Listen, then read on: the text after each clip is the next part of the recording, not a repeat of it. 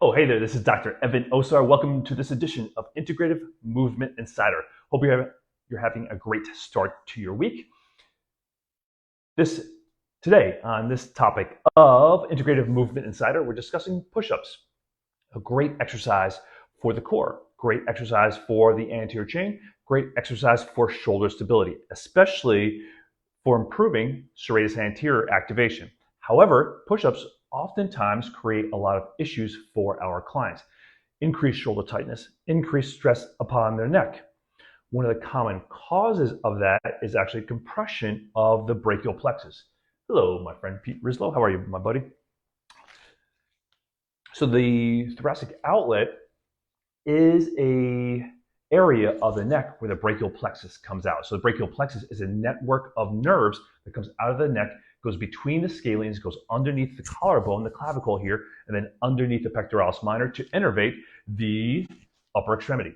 Well, many times we have been taught, you and I exactly have been taught the same thing. I got taught this in chiropractic school. I got taught this in most of my rehab classes. It's still being perpetuated today in the fitness industry. Hello, Stephen Schmaltz, my fellow integrative movement specialist as well. So what we do is we've been taught to compress down and back with a scapula. And you can see what it does to my shoulders. I want you to do this. It's very important that you understand this. So put your finger underneath, sorry, I'm hitting the microphone. Put your fingers underneath your clavicle. Now, squeeze your shoulder blades down and back. Keep your hands up like this as if you're doing a push-up. Well, what you're going to feel is right here, you're going to feel compression underneath your clavicle. Now, if you have enough space underneath your clavicle, not a big deal. Because when you compress down, it probably isn't over-compressing that area. But for many of our clients, it is creating more tension in the neck, because also feel your neck. So now use your left hand to feel the right side of your neck. So squeeze down and back, and what you're going to feel is increased tension in your scalenes. You will feel increased tension also in your upper traps. So now the question becomes, how can that help me with my clients to relieve chronic neck tension? It won't, because what it's doing is actually taking these muscles, so now pretend this is a muscle instead of the nerves, and now what you're doing is you're overstretching the scalenes, you're overstretching the upper trapezius. Now the question becomes, what about my clients that may be up like this? Well, there's two reasons why your client's shoulders may be up like this. Number one is stress. If stress is a reason, you still don't need to compress the shoulder blades down and back. Just tell them, hey, take a breath in, relax your shoulders back down where they belong. That's super easy. That's not retraction. That's not depression. It's just relaxing them down. The second most common cause of elevated shoulders is when your clients already have compression and they understand that at a unconscious level. They don't consciously know that they're compressing their brachial plexus, but on an unconscious level, the nervous system knows that this position, this strategy is compressing the brachial plexus or the blood vessel, the subclavian artery that's coming out from underneath your collarbone as well. So what your nervous system does is like, that's too much compression, it's too much tension. It may be creating some venous backflow into the brain, creating headaches. Well, I'll shrug my shoulders up to create more space in the thoracic outlet. So how does that relate to push-ups and common exercises? Well, if we teach our clients to squeeze down and back, you can already see what's happening to my upper trap. You already felt what's happening underneath your collarbone. It's compressing the thoracic outlet. It's compressing the brachial plexus and or that artery. So now, how do we teach our clients to use a more optimal shoulder position, which is here, where you have less sloping of the scapula, the upper trapezius, because the scapula is where it belongs. And how do you create a more width across the front of the shoulder? Well, first you got to teach your client to stop squeezing down and back. That's a first strategy. That's a first strategy, and oftentimes it's the most important strategy, because you can teach your clients all the great things about scapular stability. You can teach them all the great things about head and neck posture and upper back posture. But if they keep squeezing down and back, they're going to keep compressing that thoracic outlet. So first, create space underneath the arms. And I was just teaching this to a group of fitness professionals last week, and they're like, well, is my client supposed to walk around like a bodybuilder? I'm like, first of all, your client will never look like a bodybuilder unless they're a bodybuilder.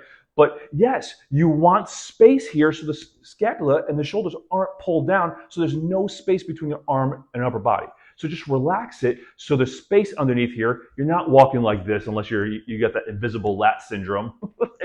If you don't know what that is, look it up on Google.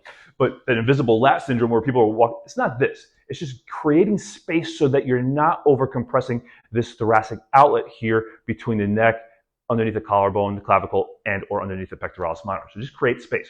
Now put your hands up in this position. So your thumbs are facing in, your hands are relatively in front of the body. Your elbows will also be in front of the body. Because at the bottom position of a push-up, this is where the hands should be. This is where the collarbones, the clavicles, as well as the scapula should be. So again, that wide shoulder position, space underneath the arm and the upper body. Now, if we go up against the wall, obviously we'd be doing the same thing on the floor. So now it's just from here, now you're just extending your back.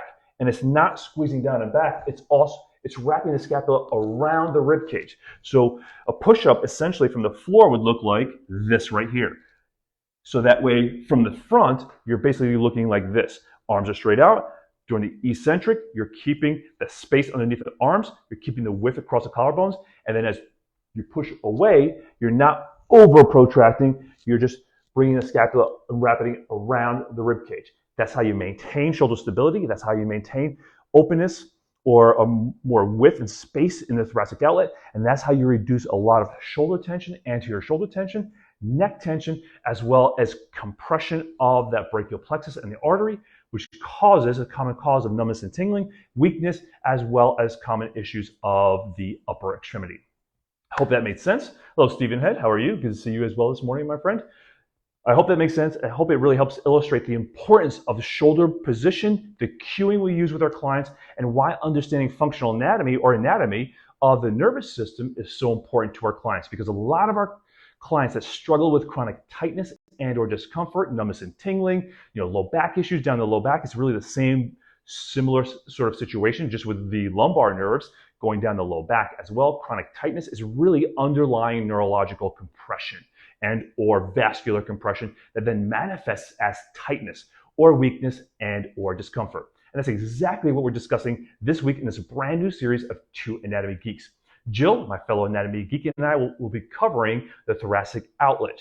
So the nerves that are innervating the upper body, or I should say the upper body, the shoulder and the upper extremity, as well as the common cause of why your clients have chronic headaches, tension headaches, cervical-driven headaches, as well as upper back tightness, as well as weakness, scapular winging, are all related to compression of the brachial plexus. And again, we're going to make this super simple so that way you're able to apply this information, because we want you to leave this three-part series, which starts this Saturday. We want you to be able to leave this series with information that you can use right away. Not just say, hey, this is a great idea, and then go refer your client out to a chiropractor or a physical therapist. Maybe your client needs that, but there's so much you and I can do as health and fitness professionals that you are directly responsible for and can impact with your clients. You can make immediate changes in some of your clients' symptoms, tightness, weakness, things like that, just by understanding this information. Thanks so much, Stephen Schmolt.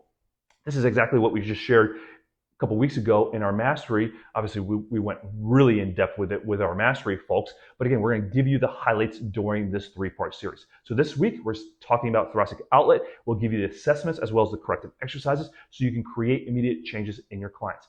The following week, we'll look more at the lumbosacral plexus, and then we'll also look at common issues like disc issues, degenerative changes of the spine, so osteoarthritis of the neck and or low back, and how this impacts the nerves as well, how this impacts function, common issues around that, spinal stenosis, things like that. So that way you leave this three-part series with understanding how anatomy and compression of nerves, blood vessels, and degenerative changes impacts your client's posture as well as their movement.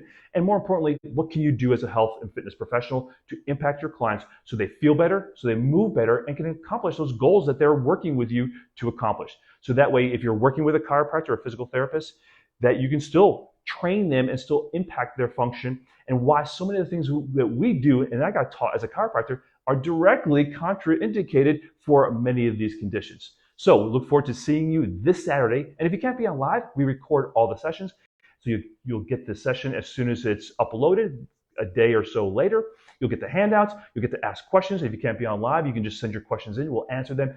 We want you to leave the series really understanding the nervous system's impact on the upper extremity, as well as the lower extremity, and then how and what you can do to impact your client's function and really stand out, differentiate yourself from the rest of the industry, and be that go-to resource. I'll put the link in the video wherever you're watching this. We'd love to see you. Again, all sessions are recorded. And again, we Guarantee this will be the best series you've had on thoracic outlet as well as low back, or we'll give you your money back. If you feel like you watched the first part of the series and it doesn't make sense to you or it doesn't apply to your clientele, then just reach out to us. We'll gladly refund your money. We don't want you to ever purchase something from us and not feel 100% satisfied with the information.